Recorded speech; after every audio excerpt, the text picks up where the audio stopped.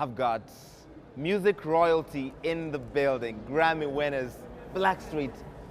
Welcome to Nairobi, guys. Thank you. Thank you so much. We are so excited you're in our city and you're performing tomorrow at the KICC. Is it going to be a big show? It's epic. Incredible. Yeah, epic. On the 18th, so we want everybody to come on out and just enjoy it. Got SWV and Blackstreet. It's going to be amazing.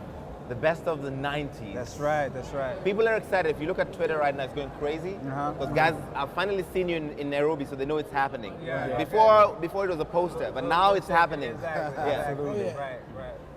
So, okay, I've got tickets. I'm going to give out some guys in the audience. But before that, though, let me talk about what is it about your sound from the 90s that became so popular, that launched this huge global fan base? Well, I think it's the way Blackstreet was built. We were built to have a lot of singers in the group. You got these groups that just got maybe 2 or 3 singers, but we are all come from the church background, and we are just spiritual guys that bring that soulful music, and our records are really real. Written perfectly, and people are just enjoying them. We appreciate that. It's been a decade, and we're still doing what we love to do. I wonder from the other guys, what do you think people loved about the Blackstreet sound? I mean, because we encompass a lot of styles. Like, our styles like heavy R&B. You get some pop, like Buy Me Love. You get a little bit of rock, Fix. Exactly. I mean, then you get the serious R&B. So, it's a lot of mixture in there. And a lot has to do with Teddy Riley as well. He's one of the most prolific producers from that time, and still, he's great. He's a great producer. We used to call it heavy R&B. Heavy R&B. Heavy R&B. Yeah, heavy R&B. Yeah. Why heavy R&B? Because it's heavy. It's it a lot hits of you, different and styles. and it's aggressive. Right. You get it immediately. It's not you got to sit back and watch it. You know what I mean? As soon as we hit that first note, immediately know what these records are. The reason why I asked that is because I wanted to get a comparison between that and what is popular now. What is on top of the charts? What is the difference? Heavy R&B is basically different genres of music that we put together. You know what I mean? Like we threw it all in a bag, and then that's what you got. You got Blackstreet's, the original album Blackstreet, Another Level, Level 2, Finally. Yeah, it's just basically it's just a bunch of different genres of music fused together. Right. We weren't scared to go into different elements. You know what I mean? Just like you said with the Buy Me Love, that was a Beatles record. Yeah. So anybody touch a Beatles record, If you do it badly, it's a hot mess. right. So we were a very, very edgy group. We were underground, but our fans made us really popular because they bought all the records. You know what I mean? Right. Yeah. But when you say, like, you're saying what's the difference between what this sound and the new sound that's out? Yes. What is the new sound? I'm still trying to figure out. What's modern R&B, the biggest Modern. R&B artists now? They don't do this music like you used to do. Right. Yeah. Well, And what is your own thoughts on that? Well, I mean, actually, they're doing what we did, actually. I mean, when you look at the different artists like the Chris Browns, Right. the Trey Songz and those guys, it's just the technology got it sounding a little different, but it's still the same thing. The only difference between us is that we really sing. Not to say take nothing away from them. We sing. We're not using a whole lot of technology, like auto-tune and stuff like that. Auto-tune, and we sing behind our tracks. We're not lip syncing. You know what I'm saying? Which is, that's typical right now. So you would never have a Mariah Carey situation? Nah, it's not gonna happen. happen. Like all the music could stop and we could still go. flat You out know what I go. mean? But you know what though, with Mariah Carey, sometimes like on TV in different situations, Right. they would do that. But Mariah Carey can sing. I mean, let's keep it real. Yeah. And yeah, sometimes they do that even with Beyonce. It's not always inducive to sing live. Sometimes that could be a nightmare. You know what I mean? But we've never done that. We've always sung live to my knowledge. I don't remember us ever doing anything like that. But I love those young ladies. I mean, Is it difficult keeping this They're group incredible dynamics when vocalists. people grow old and get families and have different interests, and keeping the group together? Because there's a time when you weren't together. Well, no, not necessarily. It's really, with Blackstreet, I believe the reason why we separated every now and then was just because of, when you're dealing with a producer like Teddy that was in the group, that has other things that he has going on, you know what I mean? It was just a little conflict of interest. But now that we've gotten back together and we can just do what we love to do, with no pressure from whatever he has going on. You know what I mean? Right. Your other thoughts about group dynamics and keeping the group together, or sometimes you have to break up because people want to pursue solo careers? True, but that wasn't us. Yeah. You know, we just like I said, we reunited now because this is what we've always known how to do, and you know, it's not right for our fans not to have the original guys that really help with this brand of Blackstreet. Right. So that's why we do it. Okay. I was just talking with SWV before about those of us that watch American politics are confused with what happened there, because President Obama, who's half Kenyan, and we love that bit, Right. was a really great president, we think, and then you elected Donald Trump, and the rest of the world just went, Well, it's what? not we, Oh, not we. we, No. not we, Not we. Your we. country. Well. Yeah, but you know, it's crazy right now, man, and we're upset as well. You know what I'm saying? It's just unfortunately that there's nothing we can do about it. You know what I mean?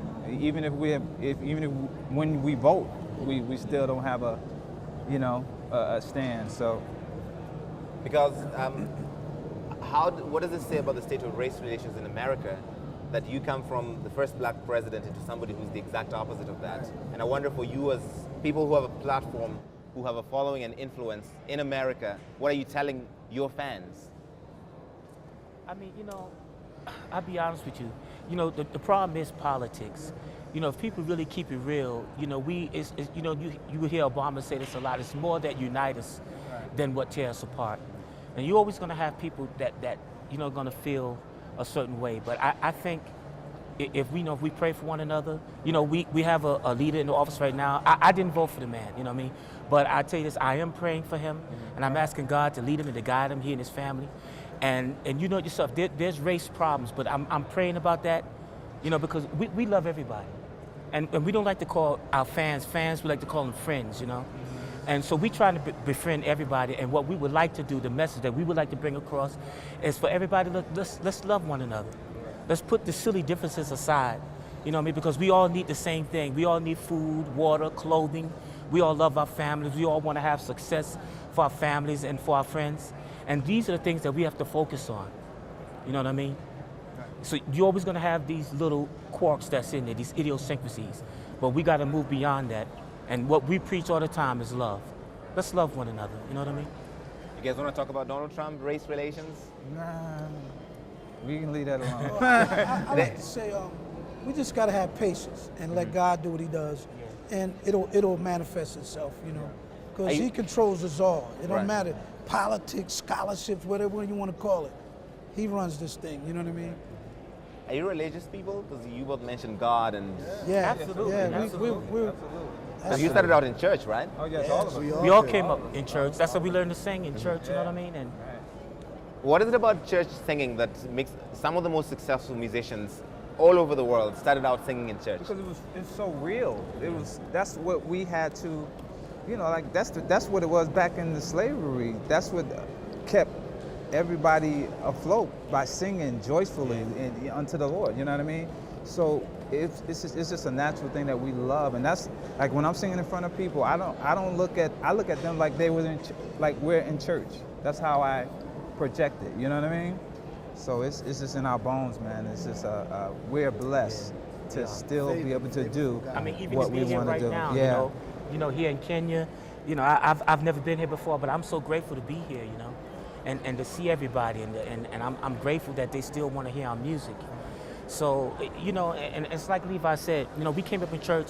Our foundation is God, is the Lord, you know, Jesus Christ, and in that's why I said love covers a multitude of sins. We all got our shortcomings, whether it be, you know, Donald Trump or you or myself. Somewhere in there's something that's not desirable. Correct. But if we could keep our eyes on God, you know what I mean, and if we could walk the walk and talk the talk of love, that's what's gonna get us through. And my faith is not in man. It's not in, you know, the president or the Congress or whatever. It's in that foundation that from a child I was brought up in. You see what I'm saying? That I sung about, that taught me to sing, that taught me to believe, to have faith in myself and have faith in others. You know what I mean? And that's where it's always going to be that way for me. All right. Finally, your lessons from music. What have you learned in this time you've been performing around the world in big stages? For people who want to get into music, each of you, a lesson that you've learned in this time in your career in music. Well, my career in music was to, you know, the fame is cool. It's not but bad. The fame is cool, but learning the business is better. You know what I mean? It's a whole different aspect of staying in the game. You know what I mean? And not just being out there, because you know, fame come and go. You know what I mean? And not having your business and your paperwork in line can give you that short fame. You know what I mean? Right. So you know, just learning the business and being around people that have, you know, just being able to be in positions where I saw a lot of things, you know what I mean? So I just thank God for that, being in the music business, you know? Okay. Lesson from music, from your career. You know, being persistent. You know, persistence, being consistent, believing in yourself, you know what I mean? And never giving up. I mean, because it took a long time. You know, I was, you know, trying to come up as a solo artist, you know, singing in church and stuff. And it took a while before I actually got with, you know, Teddy, Chauncey, and Blackstreet. But it took, you know, but by me never giving up. You know what I mean? And just believing in myself. That's what got me here, you know what I mean? You know, believing in God and the talent that He gave me. Your lesson. Perfect your craft. And understand that this is not music. It's not music. It's the business of music, and understand that you have a lot of power. A lot of power yourself. You know, you don't have to. The industry is different now, so we have a lot of power as individuals now. You know, because of the internet and stuff like that. But perfect your craft and believe in yourself, and learn an instrument, man. Learn an instrument. Learn an instrument. Why would you need to if you can just have a computer let's generated? Look at some of your best artists are people that can play. We all play, actually. You know, Stevie Wonder, come on. Right. You know what I'm saying? When you think about it, Hendrix, these kind of guys. I mean, listen to them. These guys sound amazing over here. You know, instruments does something to you. It connects. You know what I mean? It helps you with patience. It helps you with math and everything. You know, and I think what's happening because of the machines, a lot of people are getting lazy. They figure, well, I can just get a box and make. Yeah. No, we need some more Quincy Joneses and different people like the Duke Ellingtons and stuff like that. So learning an instrument is something I would preach. Your lesson from music and your career. Just to be true to who you are and what you do. You know what I mean? Like I can't do everything that he does, or him. I do my part, and you know, stay humble. That's another thing, man. He's the humblest guy. You gotta. They call him Smooth E Oh, Ballet. cut it out, Chauncey, like, stop it, man. Stop it. But is that easy to do though when you go to shows and people are screaming your name and you're all over the world? It's easy when you're grounded in the word, like we're talking about. And you're brought up that way. You know what I mean? But it gets to your head, right? Because you grew up in a small community and then all of a sudden people know you around the world. So you're like, I'm a big deal. People know me. Let me tell you, like, not necessarily for us, because you got to be like Jodeci and all these guys. We grew up with these guys. Like when Jodeci was singing gospel, you know, 'cause they come from that as well. So we come from that background, and we just love to entertain and worship. Right. So when we on that stage, it's like we worshiping. You know what I mean? So it never gets to the head. You know, only when, you know, it's just other. You know, the music business does bring other things that involve, you know what I mean? But, you know, we just got that, well, for us, we have that covering foundation that protects us from all of that, you know? And just keeping it real. I mean, listen, this is a job. We thank God we can do it. We thank God that people still like it, you know? Right. But we need the doctors, the lawyers. Right. I mean, you know, people that's collecting the trash and whatever it is. Any good, honest work is good work. Correct. And, you know, this is what we do as a job, so it don't go to our head, you know?